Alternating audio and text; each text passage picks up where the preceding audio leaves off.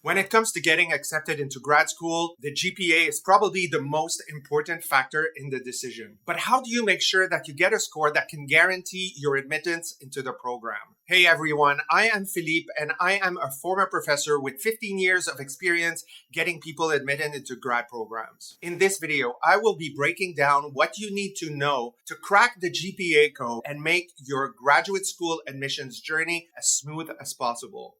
When applying to grad school or considering grad school, one of the most common questions is, do I have the right GPA to get admitted? What GPA do I need to increase my chances of getting admitted into grad school? Right now, you might have a low GPA and you might be wondering, is my graduate career over? We'll be looking at all these questions in detail. So why does the GPA matter so much in the graduate admissions process? When you're applying to grad school, it often means that you'll be sending an application without really knowing what admissions committees are thinking and what they're looking for. And it can be quite intimidating. One thing that's really important to keep in mind is that admissions committees are looking for two things.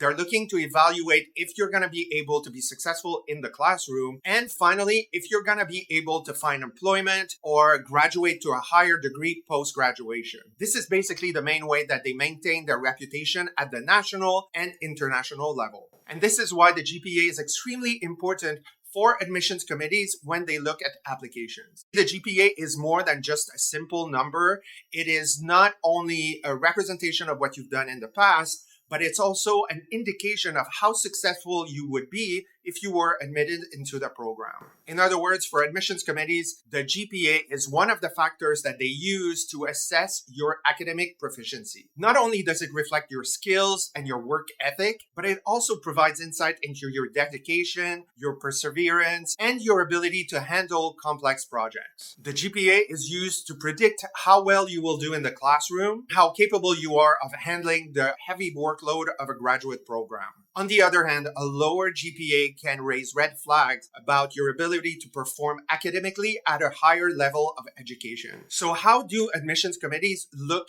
at applications? While the GPA is a really important factor in their decision, as I've mentioned previously, it is not the only factor that admissions committees consider. They also look at your statement of purpose, your letters of recommendation, and your GRE score. So a low GPA is not necessarily a deal breaker, but it's definitely a crucial piece of the puzzle. In the next section, we'll be discussing what constitutes a good GPA and how you can improve yours if it's lower than desired. So stay tuned. Based on my 15 years of experience as a member of admissions committees, I will break down to you how admissions committees look at GPAs. One thing that you'll be really glad to learn is that admissions committees do not see a GPA as a fixed number. They actually will take an in-depth look at your transcripts, and these are the elements that they'll be looking for to get an assessment of your academic proficiency. Overall, they look at transcripts to put your GPA in context. They will look at your major, for instance, to determine what that GPA means. A GPA in engineering, for example, holds a different meaning than a GPA in sociology. The numbers simply don't mean the same thing. They will look at specific courses, especially the ones in your target field. If you had less impressive grades, they will also take into consideration where you got these lower grades. For example, if you're applying to a business program and you got all A's in business classes, but you got a few C's in literature classes, these details will be taken into consideration. They'll also be looking for trends in your transcripts. Are your grades getting better with time or worse? You might have had problems adapting to your new school, which impacted your grade, but things got better in subsequent semesters. Unfortunately, that really bad semester might have impacted your overall GPA, so that factor will be taken into consideration. By taking a closer look at your GPA, admissions committees will draw different conclusions. They will see that you've studied hard, that you persevered, and that you have a strong work ethic. For some people, it might be the contrary. You might have started super strong your first 2 semesters, and then things kind of fizzled out. So as you apply for grad school, it's really important to take into consideration that the GPA is never considered in isolation. Admissions committees will not only look at your major and your grades, they'll also look at other factors that might have influenced your overall GPA. You might have been part of a sports team that was really demanding in terms of time and commitment. You might have been conducting additional research with a professor or working in a lab. You might also have personal factors that were at play, like a death in the family, an illness, other factors of your life that really had an impact on your GPA. For example, you might have had to work 30 hours a week throughout college to pay for your studies, etc., etc. This is why it's really important for you to tell an accurate story throughout your graduate school application, in your resume, in your essays, during your interviews, etc., etc. So instead of panicking when thinking about your GPA, it's important for you to look at this GPA through the same lens. It's also important to take these factors in consideration when you choose a program and when you build your overall application. Speaking of choosing graduate programs, if you are in the process of looking at schools and you're wondering if you have what it takes to apply to graduate programs, I have a link in my description box where you can take a quick quiz that provides you with a quick glimpse into how prepared you are for graduate school applications. In addition to that, if you are currently in the weeds and you're working on your application and you feel overwhelmed and stressed out and you're panicking, you're having anxiety, I have a solution for you. I came up with a graduate school application timeline that enables you to see everything that you need to do and helps you plan your time accordingly. So if you are interested in getting this application timeline that you can put on your phone, that you can keep on your computer, it's a great way for you to stay on track throughout the application process. I invite you to download it. It is in the description box. And it's important to also mention that both of these resources are free. So you might be still wondering, what is the required GPA to apply to grad school? Based on what I've just said, you'll be either happy or sad to learn that there is no real magic number that automatically opens the door to graduate programs. As I've mentioned before, it's all about your academic proficiency, your academic record, rather than just one specific number. A lot of you might still be wondering if there's a minimum GPA required to get into grad school.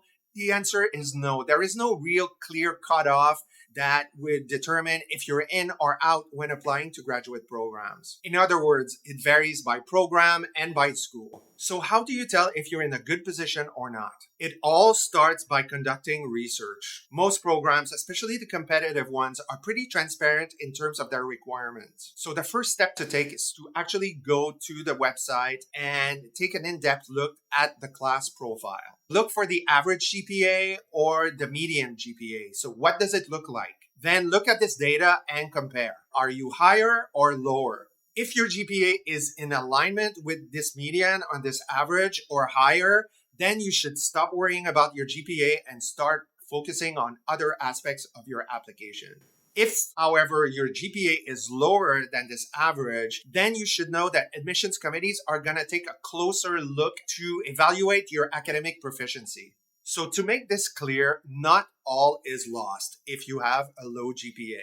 This is definitely not the end of the road for you. It only means that admissions committees are going to take a closer look at your progress and your growth to evaluate where you are in terms of your abilities to be successful in their program. If you are in this situation and you have a lower GPA, it's important for you to take specific steps to make sure that you provide context to this GPA. The first thing that you should be focusing on would be your resume. So it's really important to make sure that your resume is up to snuff, that it highlights all your achievements, and that it also provides a story about who you are, what you've done, and where you're going.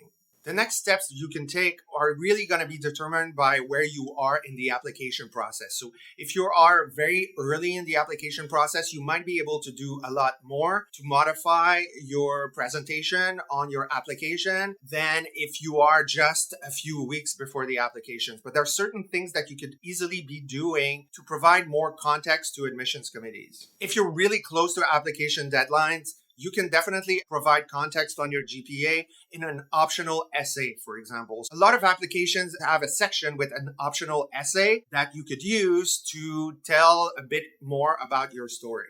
This is also something you can assess in some of the essays, in your interviews, etc., etc. All this to say is that you have to be a little bit more strategic if you are in the position where you have a lower GPA to make sure that you take extra steps to convince admissions committees that you'll be able to be successful in your target graduate program. In other words, you need to tweak your applications accordingly. So to answer the question, is your graduate career over because of a low GPA? The answer is no. There's plenty of things that you can do to offset this low GPA. For example, the best solution to convince admissions committees of your academic proficiency is to take a standardized test. Take the GRE or take the GMAT. This is a great way for you to provide a more accurate representation of where you are at this very moment in your life in terms of your skills and abilities. You can also sign up for courses to provide more grades to kind of offset the grades that you've had in the past. So sign up for courses, whether online or credit bearing, or sign up for a certificate. This is a great way for you to make up for what you've done in the past. If you're targeting a program that is research focused, you can work in a lab, consider publications, attend conferences, join organizations where you can network with people that are in the field. Start working on independent projects or projects that are research focused. This is a great way for you to offset that GPA as well. Letters of recommendation. They're highly underutilized, and this is a great way for you to offset that GPA by providing context. And so really being strategic in who you select as a recommender and guiding them in providing that context could be a great way for you to offset, again, that low GPA. If you're targeting professional degrees, your work experience is a great way to make up for your GPA. So look for bigger projects to expand the scope of your skills and knowledge. Look for opportunities to work on bigger teams and to have an impact on the overall organization. This is a great way for you to make up for times lost. If you're targeting a research degree, then you can look for employment where there's research opportunities. Let's say that you work in art history, you can work at a museum with a curator. This will involve you conducting more research. So this is a great way for you, again, to make up for that GPA by bringing work experience that will provide insight into your skills, your knowledge, your perseverance, and your hard work. All this to say, if you have a low GPA, it's important for you to give yourself the space and grace to take additional time before applying to graduate school. In conclusion, as you can see, your GPA is definitely not the sole determinant of your career as a graduate student. Yes, it does play a role, but you're not a prisoner of your academic past. There are multiple avenues that you can take to showcase your skills and knowledge and convince admissions committees that you are the right fit for their program. Remember, going to graduate school is not all about speed, it's more about direction. You have the ability to shape your academic narrative, so make it count. So that's it, folks. Thanks for watching my video. I hope this was helpful in providing you a bit more hope as you consider graduate applications. The GPA can be a real source of tremendous stress for a lot of people, and I hope that I was able to provide you with tools that will enable you to offset that GPA. If you are in the process of writing your statement of purpose, I invite you to watch this video where I basically break down all the mistakes that you should avoid as you work on your application. It's a great way for you to take the next step towards getting admitted to your program. And so again, thanks for watching, and I will see you in the next video.